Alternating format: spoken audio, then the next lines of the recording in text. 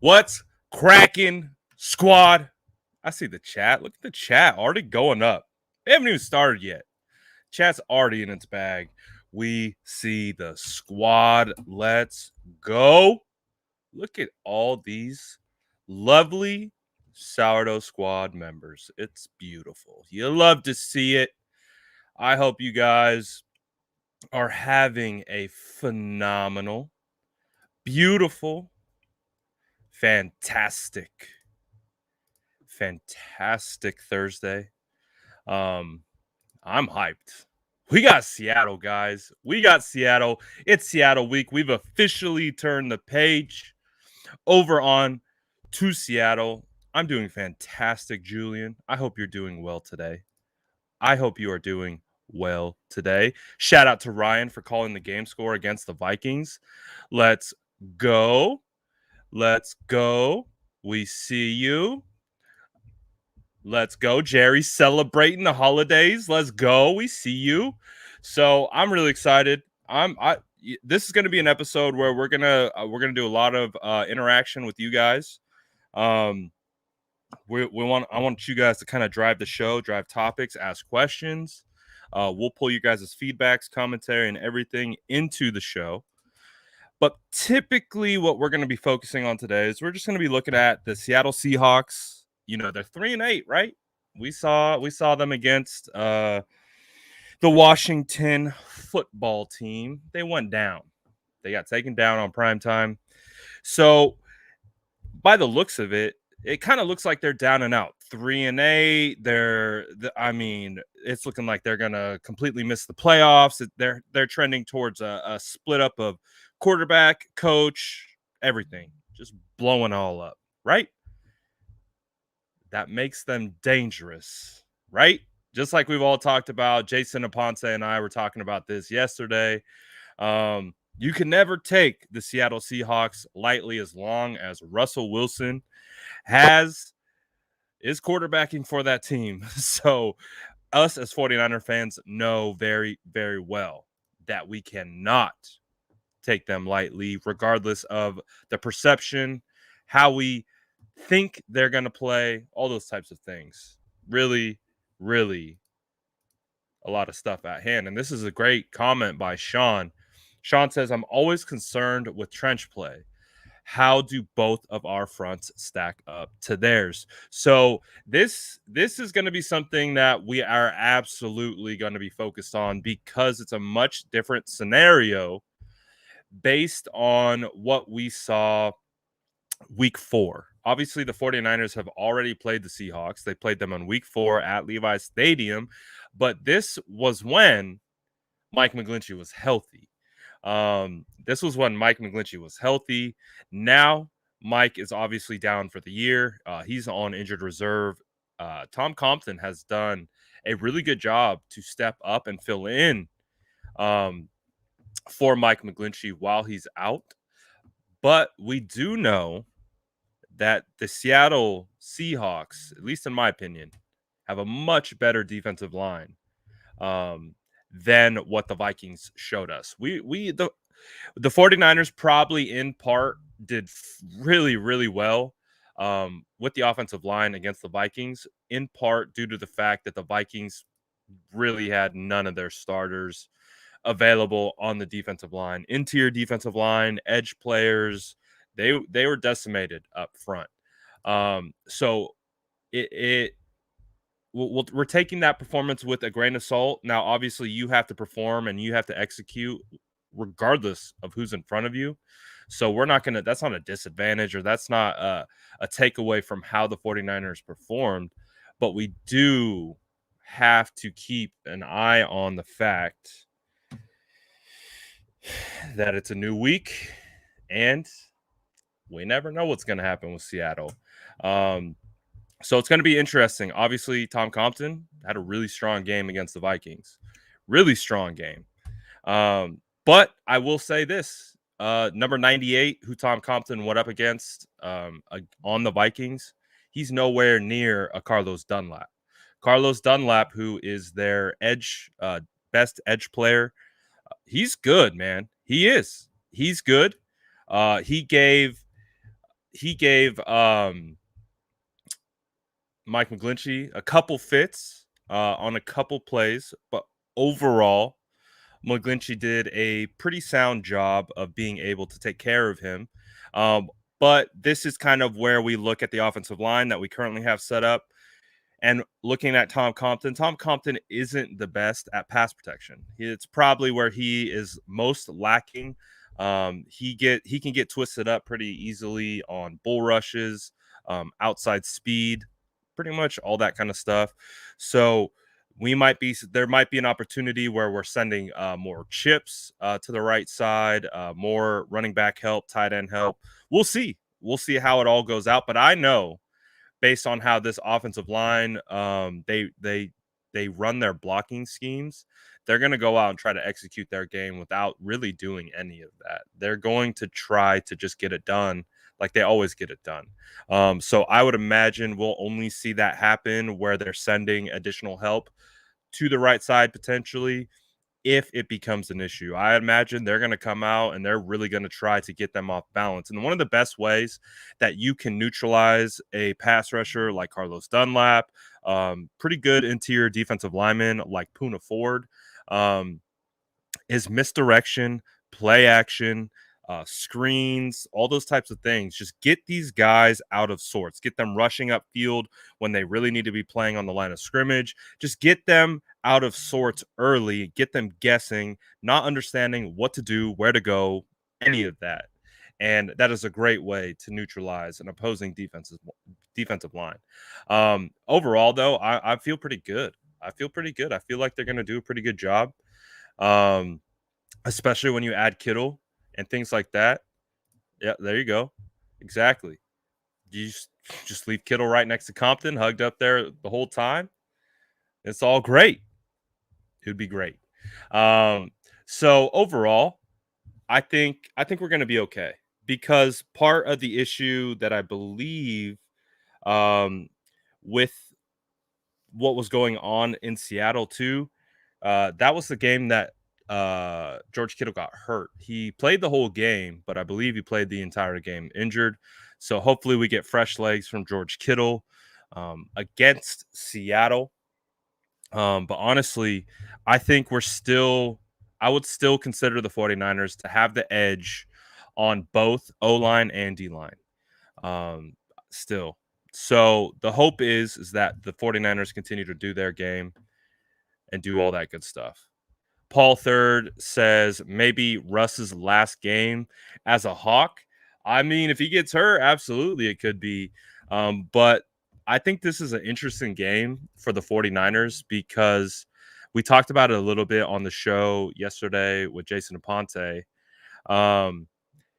This game really has the makings of like we could be sending this version of the Seattle Seahawks to their graves.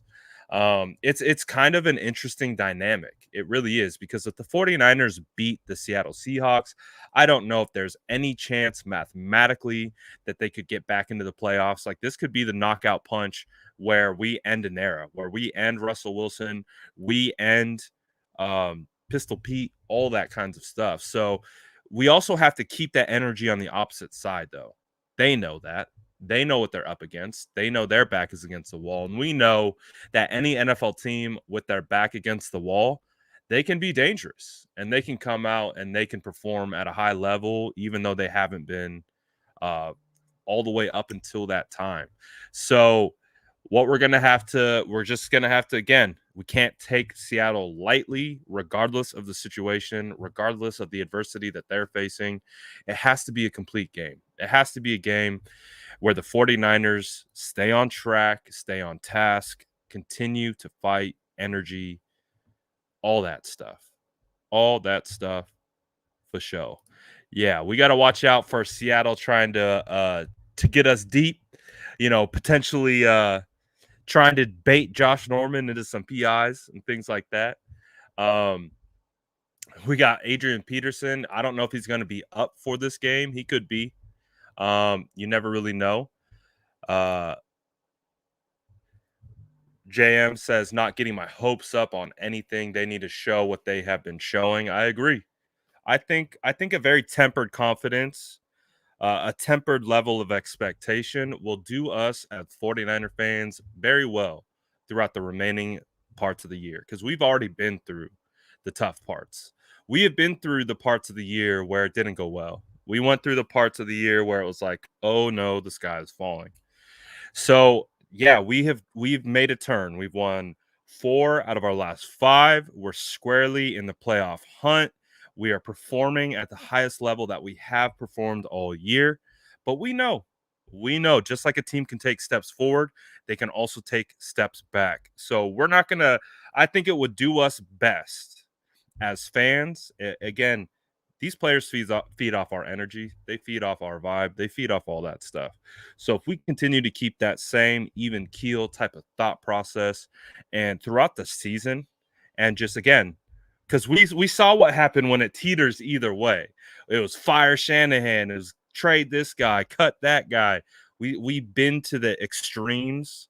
Now I think it's time to just even out. Just even out, and we'll be all good. Um, but overall, I'm really excited for this game. I'm really excited for this game. I'm still looking at like, man, can I get up there? Like just really quick. Can I fly in the day of? Can I fly in? So if it was Sunday night football, it might have worked out better. But now that they got flexed to the afternoon game, we'll see. But I'm halfway trying to get out there. I'm halfway trying to get out there and do all that good stuff. So we'll see what happens. But this game is a big one. They have to get it. We have to split with Seattle. Again, Seattle is over us in the division split. They got the first game on the 49ers, a game that Seattle had no business winning based on where they were at, based on where we were at, coming off almost a victory against the Green Bay Packers 37 seconds away. There's no way that the 49ers should have went down the way they did against Seattle. So hopefully that taste is fresh in their mouth. And hopefully they attack. And that's what I want to see. I want to see aggressiveness. I want to see the continued style of play calling. Kyle Shanahan has been in his bag, the way he's manipulating and seeing things and using his guys to his advantage. Now we're just going to have to see. We're just going to have to see what they do now without Deebo Samuel. We're going to have to see what they do without Deebo Samuel. Hey, if I get to Seattle, we might have to meet up, man. If I get to Seattle, we might have to meet up because I don't know if it's gonna happen. But it would be fantastic if it did. Uh, and I feel that's why I feel like the energy is pulling me. The energy's pulling me towards Seattle Seahawks. Same thing, the same exact thing happened to me on that Monday night football game against the Rams. Now I got some tickets last minute. Someone, they gave them to me, and I was like, I wasn't planning on going. I was not planning on going. Even with the tickets in my hand, I was like, you know what? I don't know. But this energy was pulling me and was like, man, you need to go to this game. You have to go to this game.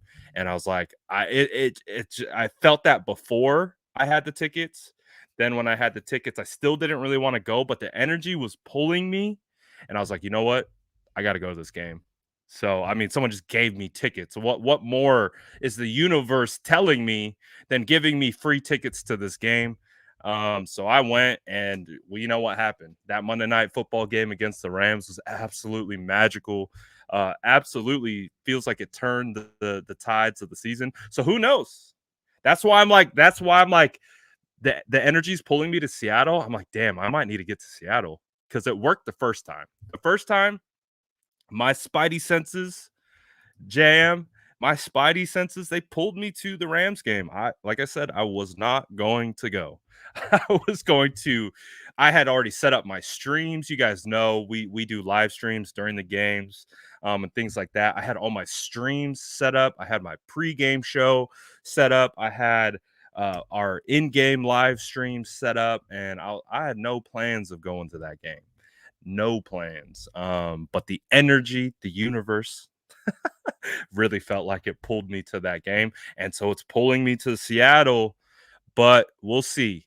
We'll see. There's a lot of logistics involved and things like that. I'm not ruling it out yet, but if I go to Seattle, I'm letting you guys are gonna absolutely know that I'm going to Seattle, and we'll definitely have to figure it out.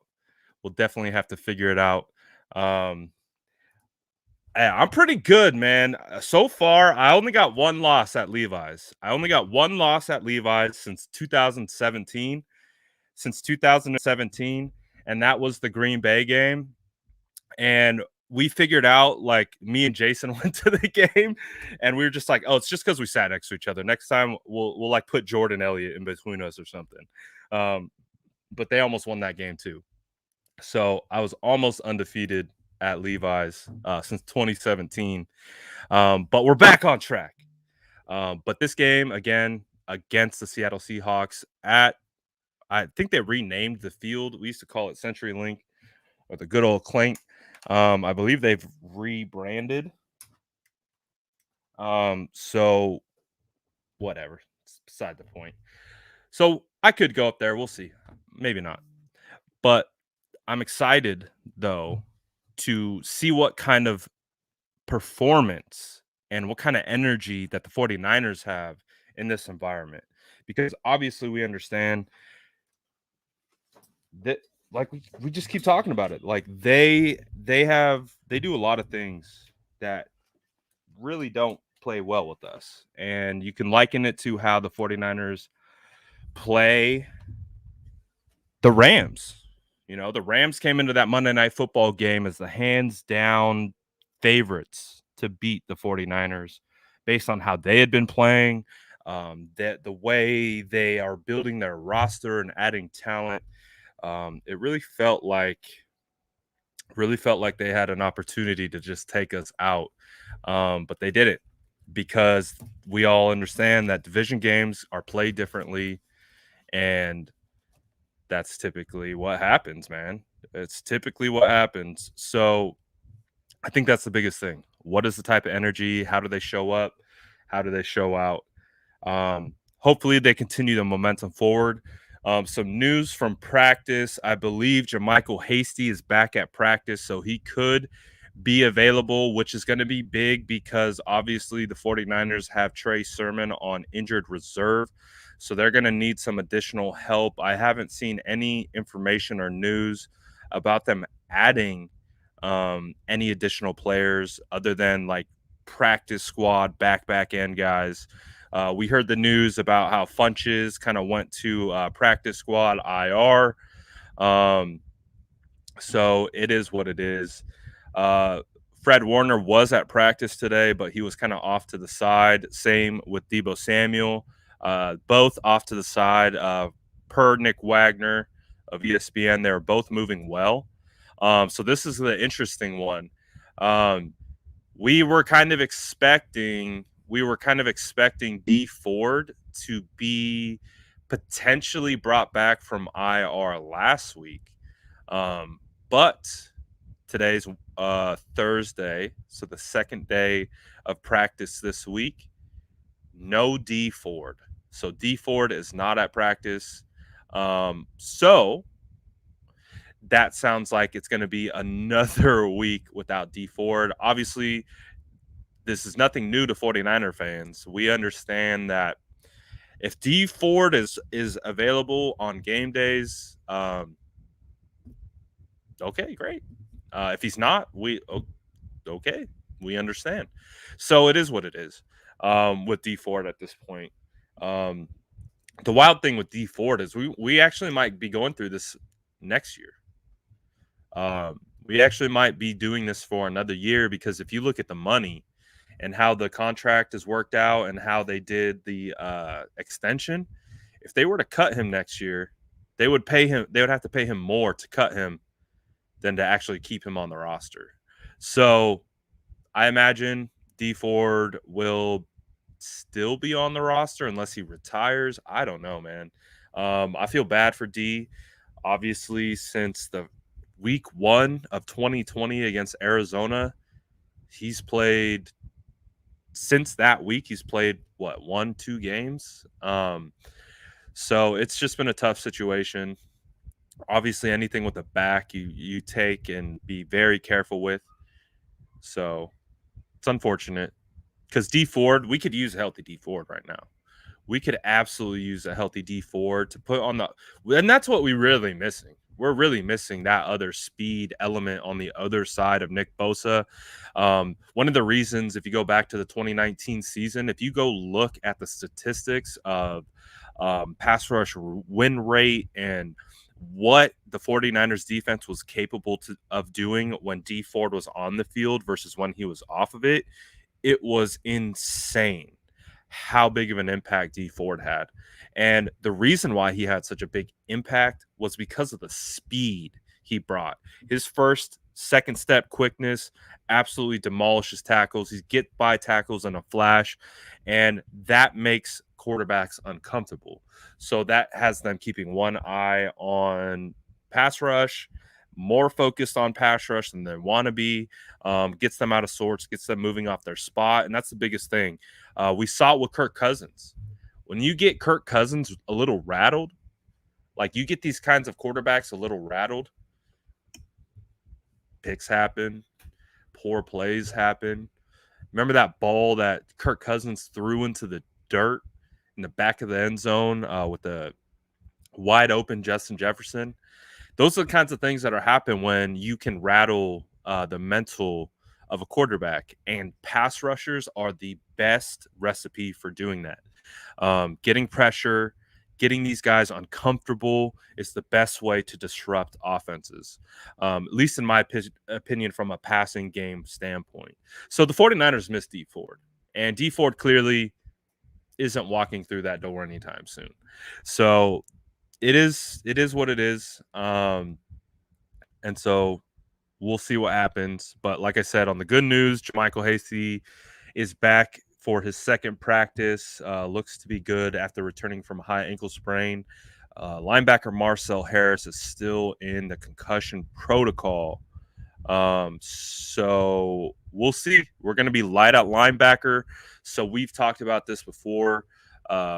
Likelihood of Talanoa Hufanga playing linebacker is extremely high. Is absolutely extremely high. So it's going to be a bit of a all hands on deck situation in regards to defensive personnel, because we understand that like if you go back to week 4, the 49ers had D Ford and they had Javon Kinlaw. They had both of those guys. They do not have those guys anymore. Javon Kinlaw, I believe, had a sack. Javon Kinlaw was actually one of his better games. I think of his young career. Obviously, he's out with the injury, but we had Kinlaw then. So lots of different things are going to be happening. A lot of moving parts. You have to give some. Kevin Givens made some big plays. It's going to be a mixed bag of Contavious Street, Kevin Givens, DJ Jones, Arden Key, Samson Ebukam. It's just we know the constant. The constant is Nick Bosa. Nick Bosa has 11 sacks in 11 games. So, and based on how we've kind of been watching them operate, yeah, they take him off the field every once in a while. You know, they give him a rest, which they should. Use him in pass blocking situations, all that kind of stuff. So they've figured out how to obviously move past it and try to put band-aids on, you know, some of the injuries that they have. But guys, this defensive unit has been hurt since camp. This is what we've talked about since camp. And what did it start with? It started with the defensive backs. It started with like, again, this was my first year. This is my first, I'm in my rookie year. This is my rookie year. So in my first year covering camp, one of the things that I was able to identify with, you know, if you just look at the roster on paper, but when you got into camp, you could see like the defensive back situation was already in dire straits. And that was in July. We were struggling with cornerback depth, safety depth in July. So, of course, the 49ers being who the 49ers are, the snake bitten team that we seem to be. Um, we have been dealing with that throughout the year. So obviously, guys like Josh Norman have had to come in and step up. Guys are gonna we're gonna have no Fred Warner this week. We're gonna have no Dre Greenlaw. Those are two starters. So thankfully, Aziz Al-Shaair has been fantastic. So not too concerned about having no linebackers. However, it's probably going to be a mixed bag of Aziz Al-Shaair and Talanoa Hufanga, who's been a safety all year. So now I have zero concerns about Talanoa Hufanga playing Will or Sam. I actually think that's the spot for him. I've said it since before he was drafted. I said it after he's drafted, and we've continued to talk about it on the show. I know a lot of you guys feel the same, just like Luke is always talking about. Talanoa Hufanga, honestly, his skill set really fits playing linebacker really well. So maybe it's a blessing in disguise. Maybe, I know the 49ers really do have this envision for Talanoa playing single high and being a coverage safety. And not that he can't do it. I just feel like he'd have more success playing around the line of scrimmage. So we'll see. I was thinking about this the other day. I was Hubanga. I kind of like that. Hubanga. That might have been a typo, but I kind of like it. Hubanga. I was thinking about this the other day, man. Think about who is in the front office right now, right? Think about who is in there. Is a Hall of Famer. What position did he play? He played safety. We have a Hall of Fame, one of the best safeties ever to play as this front office. He's our general manager, John Lynch. You guys know him well. John Lynch wasn't the fastest guy. John Lynch didn't have that top end speed. So I was thinking about that.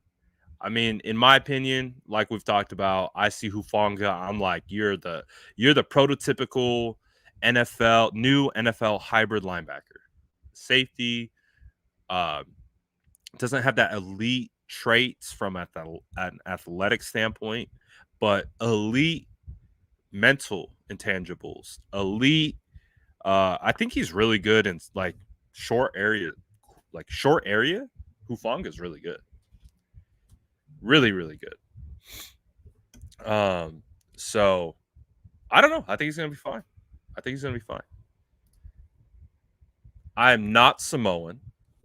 I'm an honorary Polynesian, though. Right, Sean? Right, my Us? Tell him, Uso. I'm honorary Polynesian. We show love to all our Polynesian brothers always. I played with a lot of Polys, so no. And this is not lean. It's not. Lean's purple. Come on, guys. What are you talking about? Oh yeah, so good. Yeah, I'm Tongan. Yeah, we're island boys. We're the island boys. You know the vibes. That's us. We show love to all the island boys. This is true. They literally, as I drool, literally hit different. Oh man, someone clip that. All right. So with Hufanga, I'm excited for him. I'm excited for Hufanga, the guy. Where they play him, it's whatever. It's up to the coaches. It's up to their scheme. It's what they identify and what they see. So I don't care at the end of the day. I just, I'm going to give my evaluation because that's what I do. We evaluate. So doesn't necessarily have to align with what they actually do. But just based on what I've seen, it just looks like Talanoa would be actually great as a linebacker. So I'm actually kind of excited. You know what? Like, if they're gonna have to like be forced into playing Talanoa Hufanga at linebacker just to see like, maybe he's better at linebacker than at safety. Maybe we should keep him at linebacker than safety. That's fine. That's what it takes. That's what it takes. um, and honestly, I think it makes a lot of sense. Now I get it. You know, if we start looking to a completely year forward, which we're not going to do quite yet. We have all offseason to do that. They're going to need some safeties. So we'll see what happens. But other than what we've been talking about, you know, they're going to be thin at linebacker. We understand that. So we're going to hold on to the seat of our pants, or whatever saying I just butchered, and see what happens. Because it's going to be Aziz with the green dot, and he's going to be leading the group. So we're going to have to see what occurs. Other than that, though, both our safeties should be healthy. Having Jimmy Ward and Jaquiski Tart has been pretty awesome. Emmanuel Mosley, talked about him on the show yesterday. He's been great. We're barely even calling his name. But he's just they're not really trying him too much. But when they have been, he's been in position. He's been doing his job. He's not getting cooked. So Emmanuel Mosley is quietly having a great year. Really, really great year. And we're going to need him because you guys saw we got Tyler Lockett coming to town. We've got DJ Metcalf coming to town. Crybaby Metcalf. You guys seen you've seen Metcalf? That boy in his feelings. Like, I get it. You know, football's an emotional game. I know a lot of players play emotionally. So it's okay. Like, it's not a bad thing. But I just think it's funny, man. I like Metcalf seems to whine a lot. I think he's a good player. I think you know, I was one of those, you know, a little bit concerned about DK, a little bit concerned about his ability to beat press man, a little bit concerned about how he would go about doing that in the NFL. He hasn't had too much problems with that. He just needs a quarterback to find him the ball. So Metcalf proved me wrong a little bit. I will admit I was a bit of one of those like, oh, this guy could be Dorial Green Beckham 2.0. He could be. You know, he had the great straight line speed, but could he do anything else? I don't know. I'm not really seeing it with the broken back. It was too much for me to buy in, but I get it now. He's good. He's fine. I think he's a talented wide receiver, and he's absolutely figured it out at this level. And he's a weapon. He can hurt us. He can hurt us bad. And again, if we're gonna have, I almost just like re-triggered myself on Josh Norman. It's going to be a big game for Josh Norman because if you're an offensive coordinator and you're worth anything, you should attack Josh Norman always and often with DK Metcalf and Tyler Lockett. Really, just run crossers to one side, like run natural pick routes, do all that. Josh is going to do whatever he wants. He's not going to pass it off. He's going to pick the wrong guy to stick on. He's going to leave Justin Jefferson wide open because he wants to sit on the in-breaking route when he's playing the deep left third. Like, Josh Norman is a liability.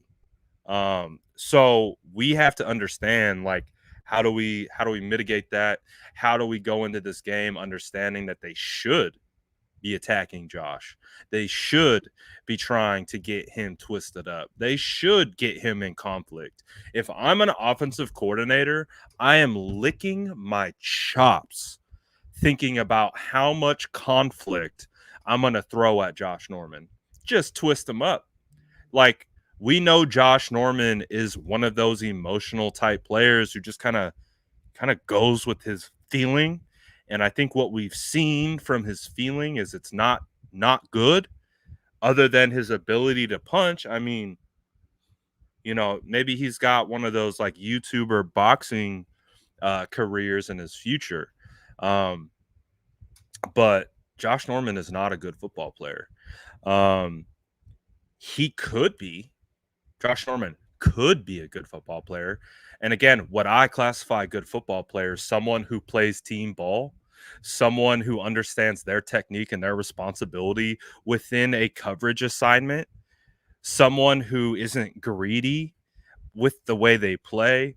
Um, Now I get it. It's split on Josh Norman. A lot of people are like, yeah, I don't like him, but he's created the most forced fumbles in the NFL. And so there's a bit of a, yeah, we can live with it. I can't. He has proven to me week in and week out that he is not a good player.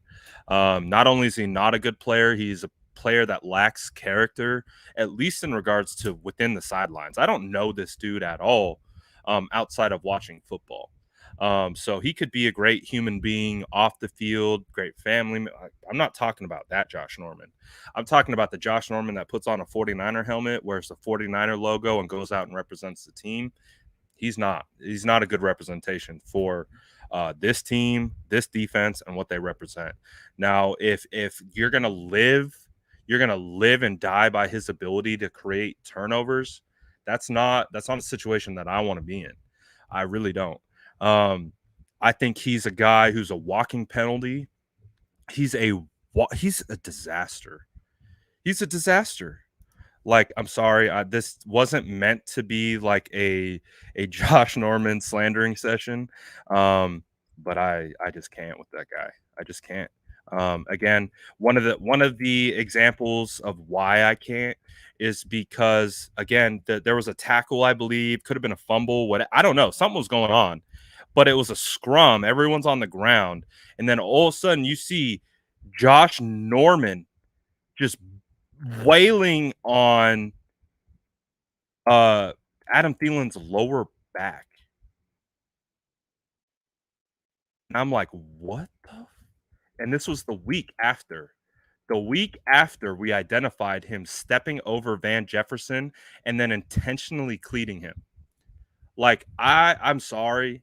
I have standards. I believe in football character. Josh Norman does not have that. He lacks it. In fact, he's the opposite. He reminds me of Pac-Man Jones. Do you guys remember Pac-Man Jones? Pac-Man Jones was a pretty damn good cornerback, but he was a piece of crap. Like, he was not a good human being. Do you guys remember Amari Cooper when he was a rookie? Pac-Man Jones tackled him. Amari Cooper's helmet came off, and then Pac-Man Jones grabbed Amari Cooper's bare head and smashed it against his helmet multiple times. That's what Pac-Man Jones did. That's how Josh Norman plays. I don't vibe with that. Now I get it. I'm not in that building. I'm not a coaching staff. I'm not building this roster. Who cares what I have to say? But if you want my opinion, this guy can kick rocks any day of the week. I'm going to show you the clip just so you can see what I'm talking about. Just so you can see what I'm talking about of why I don't like this guy. Again, I could care less about his forced fumbles. I care less about what he does in the stat sheet. This to me doesn't fly right. This doesn't mean to me like nah. So let me get it up here. I just want to show you what I'm talking about rather than just telling you. But again, what we're gonna watch is I think we got Adam Thielen here, and then watch what Josh Norman does. They're trying to get the ball right. Look at this clown show. Look at this clown show. Look at this guy. Look, Adam Thielen is trying to get the ball. It's a fumble. He's trying to get the ball. It's a fumble. This dude is taking two fists and hammering down into one of the better more respected players in the NFL. Like, this dude is a clown. This dude does not represent, like, we always make fun of Jed, that Jed York comment, win with class. This is not that. This is the opposite of that. Like, if you want to know what win with class means, this is the opposite of winning with class. This is winning with a scumbag. Like, I can't stand players like this. Like, I haven't seen a player like this on this team in a long time. So this is not typical of me to kind of just like come down a player's road like this. But I just can't stand him. I know, like I said, I didn't mean to go on a Josh Norman rant. I really didn't. I can't do it, man. I can't do it. He's so bad. All right. Nick says maybe Nick will save us a little bit here from the Josh Norman rant. Nick says, a little off topic, but you want to know what's disgusting is that Robbie Gould cap hit is $8 million next year. Oh yeah, we'll talk about that in the offseason. We'll talk about that in the offseason. I agree, though. I agree. So, whatever. Hey, we get it. Clearly, Josh Norman likes to punch. Doesn't matter if it's your back. Doesn't matter if it's the ball. He just wants to punch you. So, good job, Josh. Good job. So he's just, I don't like him. But let's move on. Other than that, though, defense should be pretty decently squared away. The Seattle's offensive line is okay. They're serviceable. They're decent. Dwayne Brown is not bad. So imagine to see Dwayne Brown going up against Nick Bosa. Yeah. So we'll see and what's going on there. And of course, today was the day that I put all my video clips, game film, onto a hard drive, so they're not on my computer. I might attempt to pull up some Seattle clips from the last meeting. I was hoping to have it be a little bit more of a seamless situation. Yeah, we're not going to do it. So, all right, what question do you guys have? Deebo saying we're going to the Super Bowl. Yep, he's saying we're going to the Super Bowl. But I can't fault an NFL player saying that we're going to the Super Bowl. They always say that.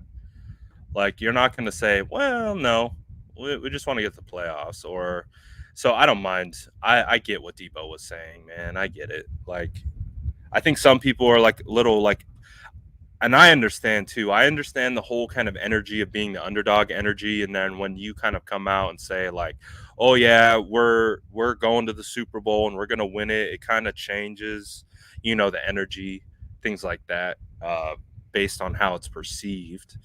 But I don't think it's a big deal. I don't. I don't think the 49ers D-line is necessarily like terrible. I don't think they're great. We've already talked about like it's basically they're working off their second unit. Kinlaw is not walking through that door anymore. D Ford is still hurt. Eric Armstead's been kind of playing out of position again. So hopefully we get those we get that back. I don't know. We'll see. I think they're kind of falling into place. And I don't agree with this either because they're getting some sacks.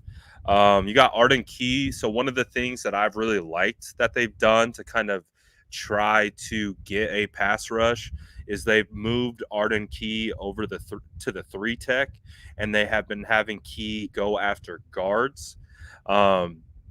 And he's been pretty successful at it. I'm a big fan of getting long, rangy defensive ends over the guards because it's a mismatch from a physicality standpoint.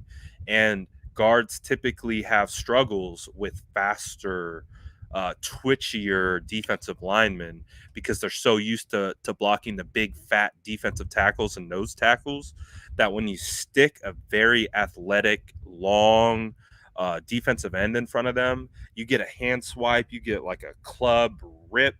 It's a little bit easier to mess with guards. So I think Arden Key has gotten 2 sacks from that position last 2 weeks in a row.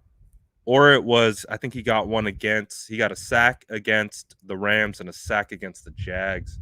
I can't remember if he had gotten it against the Vikings or not. But, Eric has kind of been quiet. Would like to see a little bit more from Eric for sure. Would definitely like to see a little bit more from Eric. Let's see. What's good, Luke?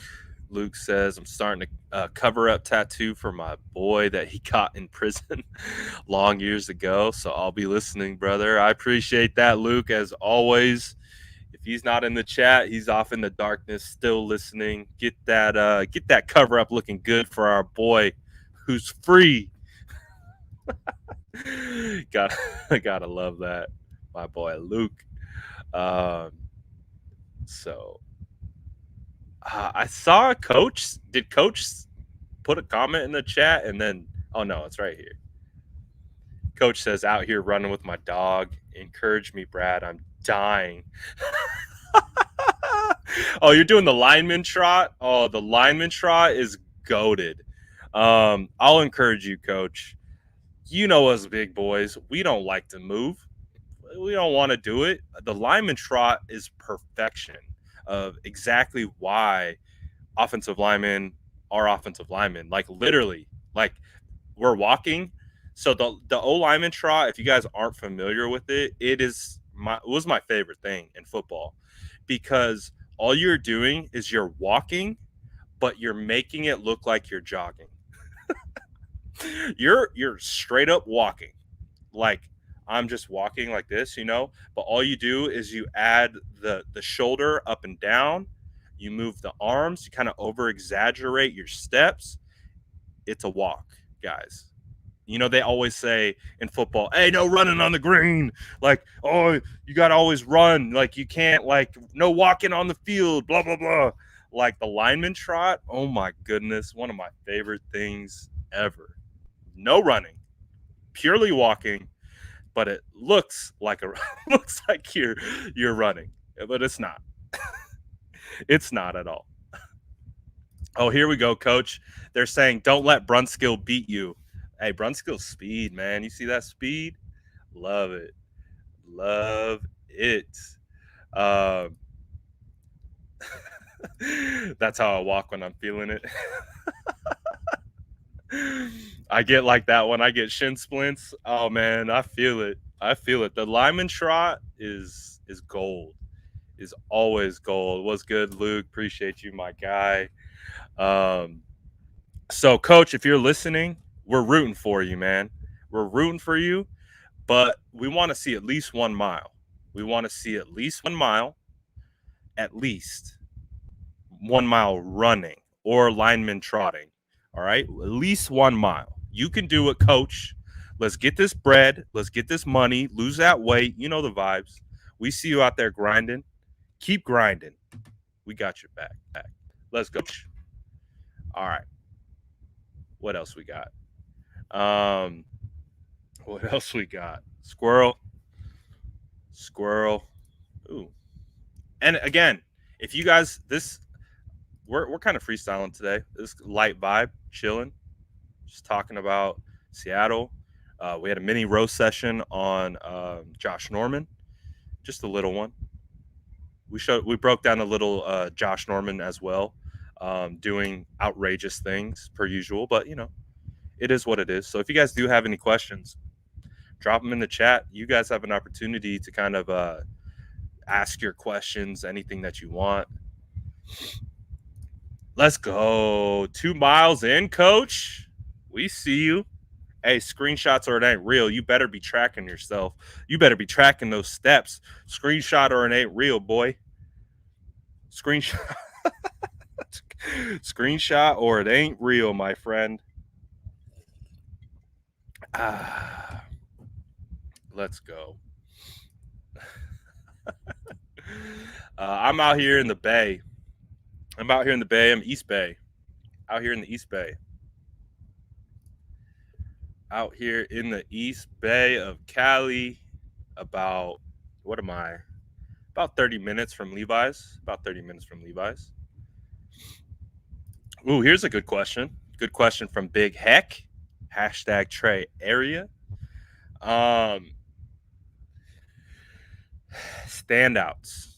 So this is what I feel like if we want to stay on the defense, I think Hufanga is going to be a standout because I'll say it like this. Like we talked about, Hufanga is probably going to be forced into the linebacker role. I believe Talanoa Hufanga fits best in a linebacker role. So I really believe, with Russell Wilson, his escapability. Like if you assigned like Talanoa Hufanga as a spy to Russ, or like I think there's an opportunity for Talanoa.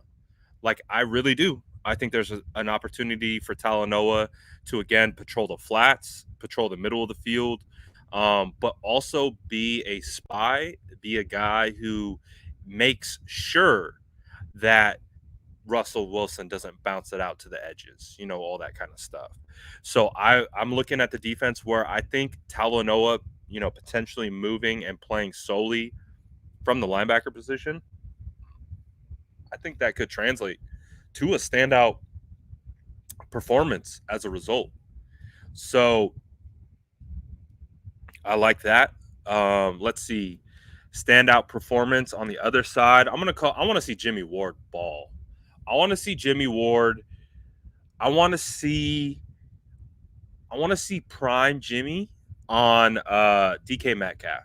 Like I want to see clamp like the clamping man on man press man Jimmy Ward that we all know, one of the best press man defenders in the NFL. I want to see Jimmy Ward just clamp up DK Metcalf. That's what I want to see. I want to see DK Metcalf. I want to see Jimmy Ward. I want to see Battle of the Titans. I want to see those two go at it. I do. I want to see. I want to see them split out DK Metcalf. I want to see Jimmy Ward come out with straight up press man coverage and lock his ass up. I want to see that. Would love to see that from Jimmy Ward on the defensive side. Who else to stand out hopeful this Sunday? We're going to need someone on the defensive line not named Nick Bosa to stand out.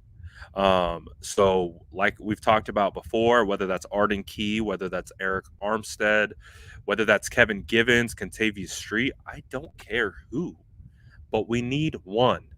We need one more. We need one more presence on that D-line, Samson Ebukam. We need one more presence on that. And Samson did get some big-time pressures, 2 key pressures against the Vikings in critical downs. We need that. We need someone else opposite side of Nick Bosa to step up. And like I said, I don't care. I don't care who. It just needs to be someone other than Nick. So some other standouts on the offensive side. I think it's going to be a big Jawan Jennings game. I think we might see a little bit more Trent Sherfield. I'm very interested to see how Brandon Ayuk is implored. And basically, there's no Deebo. So how do they make the adjustment? Because if you go back and you watch the tape, a lot of what we're seeing is a lot of these defenses are sending 2 defenders to kind of bracket Deebo, And what we were seeing was, because there was so much attention on Deebo, we're starting to see defenses not pay very much attention to Brandon Ayuk, and we were finally starting to see Brandon Ayuk kind of take that next jump up with his production, especially against the Vikings, based on some of the things that we broke down on Tuesday's film session. So now, how do they adjust that? What's the adjustment that they make?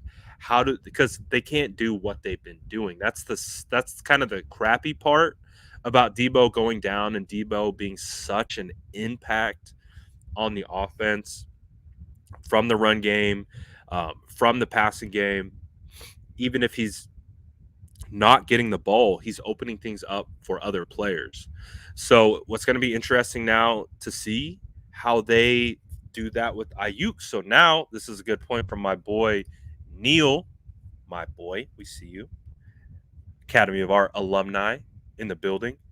I think one of the adjustments that we could see is Kittle. Maybe they split him out more. Maybe he becomes that. We talked about the deep crossers that they run, and that they run a lot. Maybe they put George Kittle in that role, because we also understand defenses are scared of Kittle. So when Kittle does go into coverage, typically they pay attention to him. Now that had obviously shifted to Deebo. A lot of stuff shifted to Deebo with just how dominant Deebo has been. Defenses had to make that adjustment. They absolutely made that adjustment. So you could see a situation where they kind of take that, they maybe put, Ayuk in Deebo's role. They move kind of Kittle to almost being wide receiver one in a sense. So there's different ways that they can attack it. Because I still think when we talk about the way they were manipulating defenses, you can still manipulate defenses with Kittle. Kittle is still that big of a threat to catch the ball. He's still the yak king. So defenses will key on him. So you can still do a lot of that. For sure. I don't mind that he's getting paid to block, though, personally. I love what he's doing in the blocking game. My guy, Kittle. We stand blocking Kittle. Blocking Kittle is a savage. But yes, this could also be another wild card. Getting Juice involved. Juice has been a great piece. He is capable. He, in camp, dude, no one could guard him. Fred Warner couldn't guard him. So we could use him more as a wide receiver threat as well. And I wouldn't mind that at all. I'd actually prefer it. I'd like to see that. I feel like so we'll see. Maybe they treat Kittle like a wide receiver a little bit more in this game. Split him out wide. If they do want to run 2 tight end sets or 3 tight end sets, they have Ross Dwelly and Charlie Warner in the blocking role, and they just treat Kittle essentially like a receiver with the same responsibilities. So there's a way they can go about it, but they will have to be a little bit creative with how they go about it, for sure. They will definitely have to hear that. So we'll see what happens in regards to that. But this could be also a big Elijah Mitchell game. Jermichael Hasty's going to be back, so I'm interested to see how that 3-headed backfield looks with Mitchell, Jeff Wilson, and Jermichael Hasty. I would say probably at this point, Elijah Mitchell is by far, I think, the most talented running back that we have who's healthy. But I don't think he has the best vision yet. I would actually still kind of look at both Jermichael and Jeff to have a little bit step up on Elijah in regards to still the vision. He's still getting there, guys. It's insane to me the level that he's able to produce. And we're watching the tape and we're like, man, he could still get better. He probably could have had 175 yards against the Vikings if he hit 1 or 2, 3 more holes a little bit differently with a little bit different angle. We got a sheesh bro in the chat.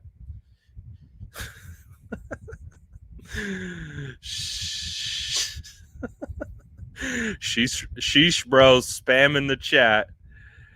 Oh my goodness. So, but honestly, they're when it comes to the offensive stuff and what they're going to try to do, they're going to want to run the football. They're going to run the football. They're going to continue to want to control clock because, again, what's the game plan? What's the game plan? We do not want Russell Wilson to have – we don't want Mr. Unlimited to have unlimited times with the football. We want to play keep away. I think what we're starting to kind of, again, sense and realize, I am biased because I'm a former offensive lineman, and I 100% believe if you run the football, you have a much better chance of winning football games. That's just how I'm wired. You guys know, the vibes. I want to run the football. When the 49ers, when it was weeks 1 through 7 and they weren't running the football, you guys know, I was beside myself. I was like, I couldn't understand why we weren't running the football. Just didn't make sense to me. But they're back to it. I don't care what happened, what light bulb went off, but they figured it out. Hey, yeah, we have a good offensive line, and if we run the football, not only do we do what we do best, but we keep the ball away from other teams' offenses. And we understand our defense is pretty good. They're solid, but we also know they are hurt. We also know they are playing with backups. We also understand they are a bit limited. So we don't want to put it all on our defense. We want to aid our defense as much as possible. So how do you do that? You keep them on the sideline, fresh legs. We know the biggest way to deflate an opposing team is by controlling the clock and holding on to the football and not giving them opportunities. We know that, and we asked for it. We questioned why we didn't see it in the beginning of the year, but now we see it. Shout out, thank you, Mike Flynn. I appreciate you spamming the chat with sheesh and then telling me I'm your favorite YouTuber. So that's nice. Thank you. Thank you very much.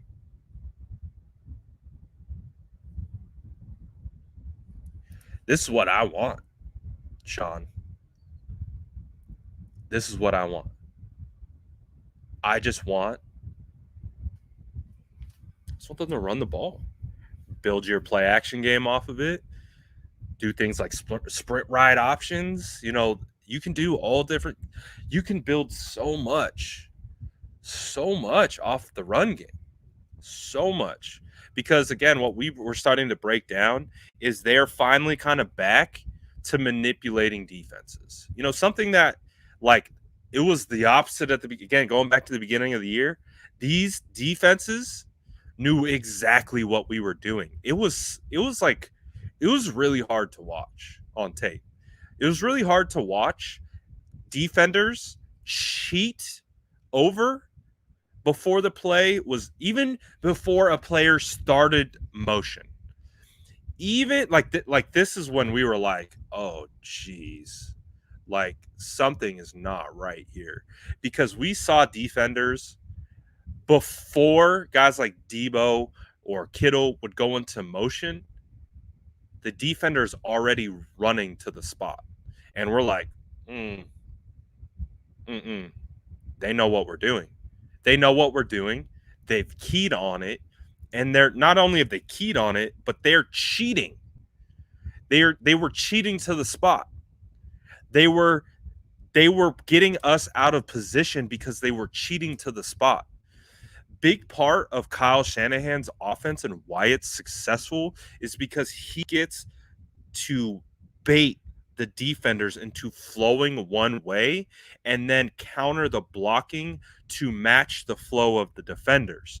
But if the defenders are already knowing where the ball is going and they're cheating over gaps, that changes the blocking integrity for everyone up front. So we were seeing missed blocks. We were seeing guys come free, run free, get tackles in the backfield at an alarming rate.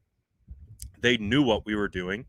In fact, they were 2 steps ahead of us, and it was wild to watch.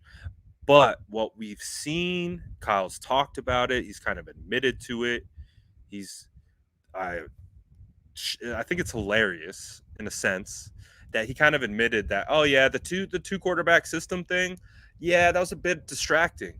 Oh, that kind of got us out of our sorts and what we want to do. Like, whoa, no way. You mean trying to have a 2 quarterback system didn't work?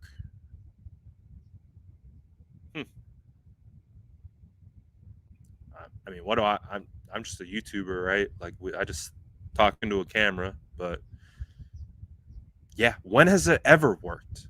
It has never worked because of the exact same reasons that Kyle mentioned.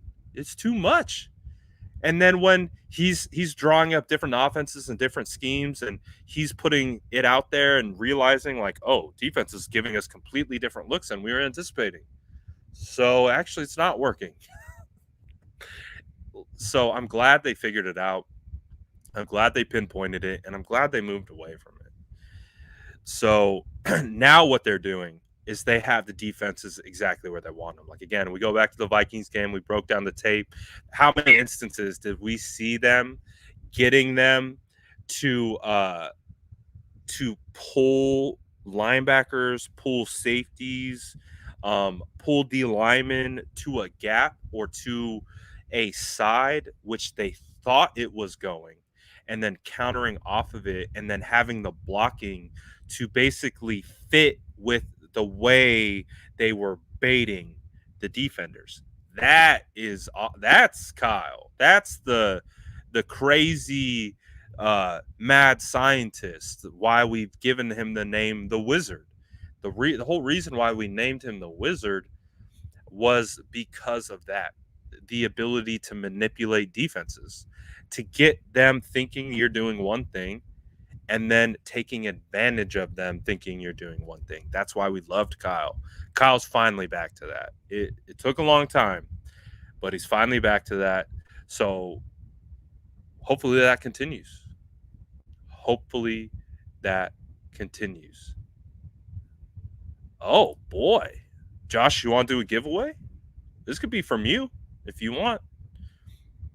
I saw that flag too. That flag was sick. I got is it where can't really see it. So I got my flag. See it up there? The faithful flag. That was from Detroit, the Detroit game at Candlestick 2012? No. 2010. I think it was 2010. But yeah, that flag was sick. Dude, if you want to do a giveaway, courtesy of the namer of the Sourdough Squad, absolutely, man. We can figure something out. We can absolutely do that. Absolutely. I know someone in this chat would love to win that flag, and you got to keep it. You got to keep it because I'm sure Josh got a couple of them, my guy. You've never heard anyone call him the Wizard? Really? We got the emoji for him and everything. We got the wizard emoji and all that for Kyle.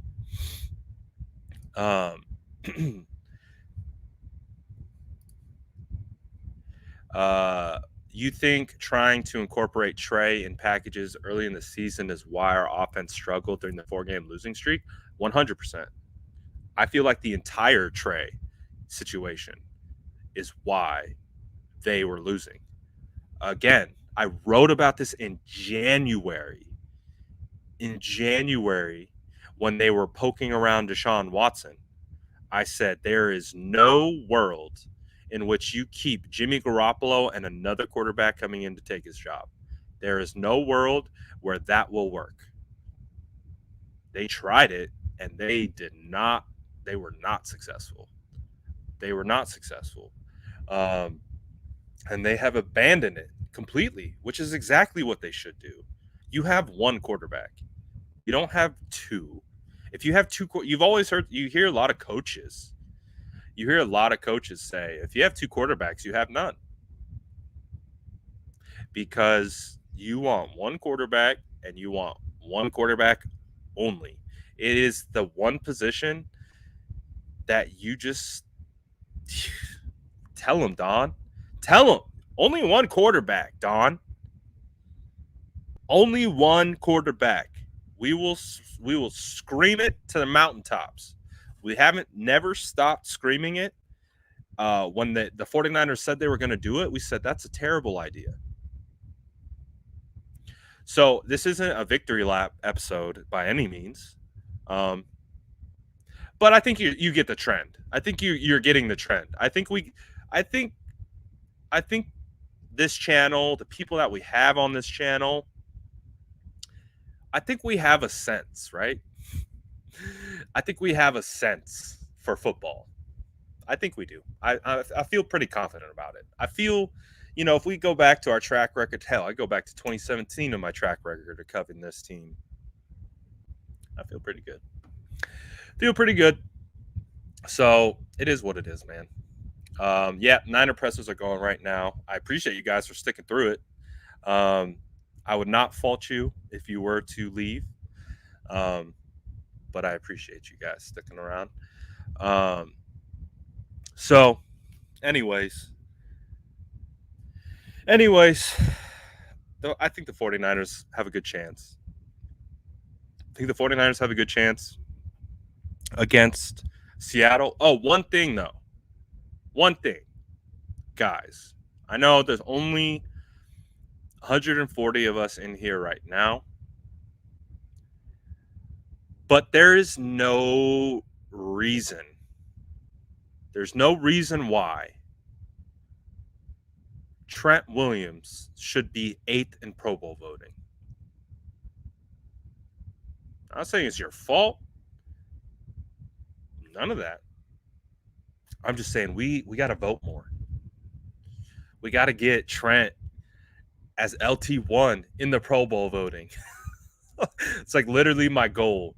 Like when I saw that he was 8th in Pro Bowl voting, that being Trent Williams, the best left tackle in the league. Again, I feel very strongly if you take out the positional value and you just look at just pure dominance, Trent Williams is the most dominant player in the NFL right now. He's more dominant than Aaron Donald, if you ask me. If you ask me, he's playing more dominant than Aaron Donald. Just ask Brunskill. So if Aaron Donald can win Defensive Player of the Year, Trent Williams should be in the conversation for Offensive Player of the Year because he's playing that good.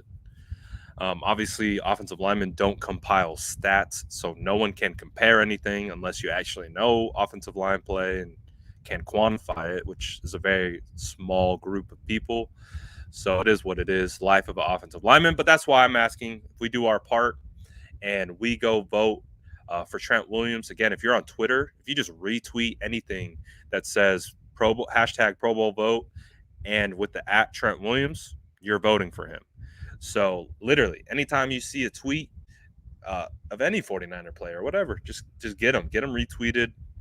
Let's get it out there. I want to get our boys. I know a lot of people. I've got a lot of comments like, who cares? We're going to the Super Bowl. It doesn't even matter. Blah, blah, blah. I mean, at the end of the day, a lot of these players have built-in qualifiers for the Pro Bowl. So if we get them into the Pro Bowl, gets them a little bit, they have incentives and bonuses tied into there. They appreciate it. They like it. Trust me, they appreciate the energy. So that's why I love kind of participating in it. Any way we can help get them the votes and because again, it's the accolades. We're setting the perception for the rest of the league. The fact that Trent Williams is 8th, again, the perception of the league doesn't match the reality. So we got to help kind of elevate any way we can. So we're gonna see what happens with that. I'm excited to see what happens with the Pro Bowl voting, what comes out of that, all that good stuff. It's gonna be fun. It's gonna be again going into the Seahawks game. It's gonna be, I don't know. It's gonna be a mixed bag. Don't really necessarily know what Seattle team we're gonna get. We could get, they could just have some PTSD, trigger responses in their brains as a team, organization that, hey, that's the 49ers and we beat the 49ers. So I'm not getting overly confident against Seattle because we know any given Sunday, anything can happen. That's a pro team. That's Russell Wilson. Russell Wilson almost came back yet again at the very end of that game to take down Washington.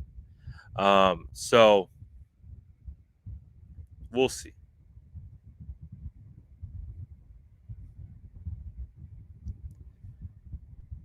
Take what somebody tells this geek observer nature.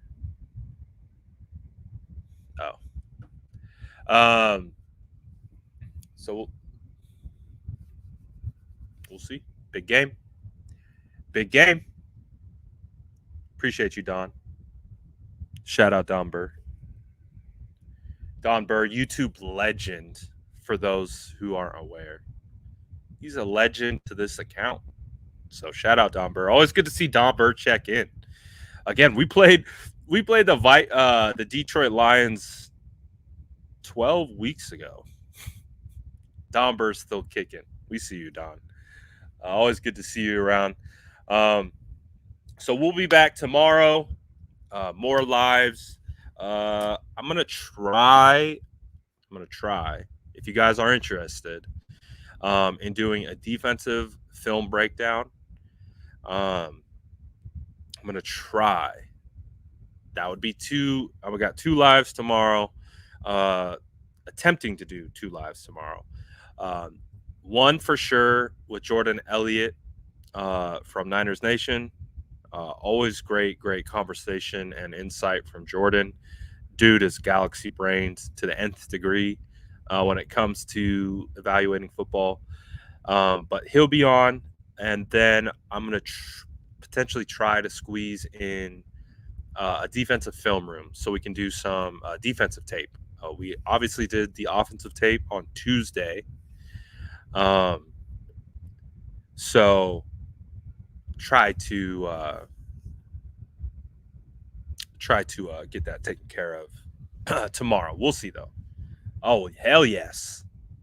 Get those notification bells on if you haven't already. We appreciate all you guys. As you guys know, you guys are continuously helping the account with all of these little things that you do, the likes, the subs, the notifications. We can't express how much we do appreciate it. What's Coach saying over here? Unpopular opinion. I think the QB position is overrated. There are literally 3 to 5 good ones in the league. Others just need to stay out the way and not turn the ball over. Case in point, Tom Brady. I mean, it's kind of a good point. It's very top heavy in regards to good quarterbacks.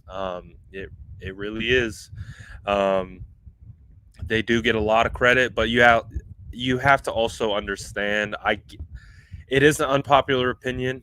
I understand your take on it. I would kind of lean towards that as well. it's a very important position. I will still say, I still say it's probably the most important position in all of sports. So if I'm going to say it's the most important position in all of sports, I can't say that it's also overrated in the same breath. But it's just a different spot. It's a different position that requires everything. It requires the physical skill set. It requires the intangible, mental, cerebral skill set. And it also takes a skill set that a lot of people cannot define, the it factor. And again, what the it factor is essentially its confidence, how you deal with adversity, your energy. That's the it factor. So not everyone has all of those things. To be all of that, you end up becoming one of the great quarterbacks. Um, but what we see is guys like Jimmy Garoppolo, they have parts of all of those traits, or they have they're complete with half the traits and they're incomplete with the other half. So it's like it's a mixed bag of what you get, and I think that's why we see inconsistencies from Jimmy Garoppolo. Jimmy Garoppolo has fantastic mechanics. When Jimmy Garoppolo is confident and he's like in his bag, um, he's good. But we understand that there's much more to the just ability. We've seen Jimmy make every throw. The ability comes from being able to replicate it, do it with consistency, do it with regularity, do it amidst adversity, do it amidst pockets collapsing, and that's where the other intangibles come into the mix of mental capacity, mental processing, just like unshakable confidence. A lot of that has to do with the way you were raised. Um, so there's a lot. There's so much and that's why, I get it.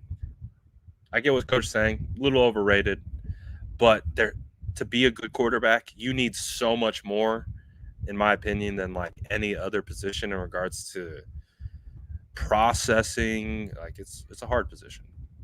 It is hard, but it trumps all the other positions. And so, but I get it. It is what it is. Good conversation. Good conversation.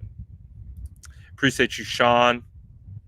As always, Sean, you're in every single one of these lives, and I can't tell you how much I appreciate it. Um, one of the main Sourdough Squad members, and to all the other Sourdough Squad members, you guys are phenomenal.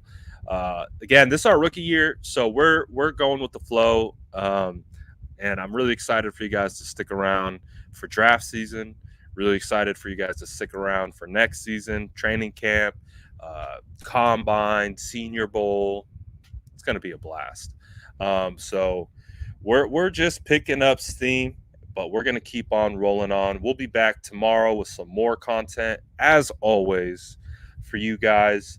So keep an eye out for that. Likely have one show, hopefully two. One being Jordan Elliott joining me for our Friday conversations, and then a potential defensive film room session. So that's kind of what I'm hoping to get to tomorrow, but we'll see. Oh, SDS show in Hawaii. Let's go. Let's go. I agree. I would love to see that. I would love to do that. Let's go to Hawaii, do a show. But thank you guys as always for liking, subscribing, engaging with us as always. Chat is a huge, huge reason why these lives are what they are. Timing wise, we're definitely doing a show at 1:30. So, or 1:30 to 2. Typically, like if they do a press conference, which is sometimes around 12 or 1, we could bump back. So I would say between 1:30 and 2 Pacific Standard. If we're going to do a film session, I might actually try to do a morning film session. So maybe around 11:30, a little bit different than normal timing, but it's how I got to stack it if we're going to do 2. So we'll see. We'll see. Just keep an eye out. keep that notification bell lit up because you'll get the notification that I set up a live and all that good stuff. So we'll do all that good stuff. But again, you guys enjoy your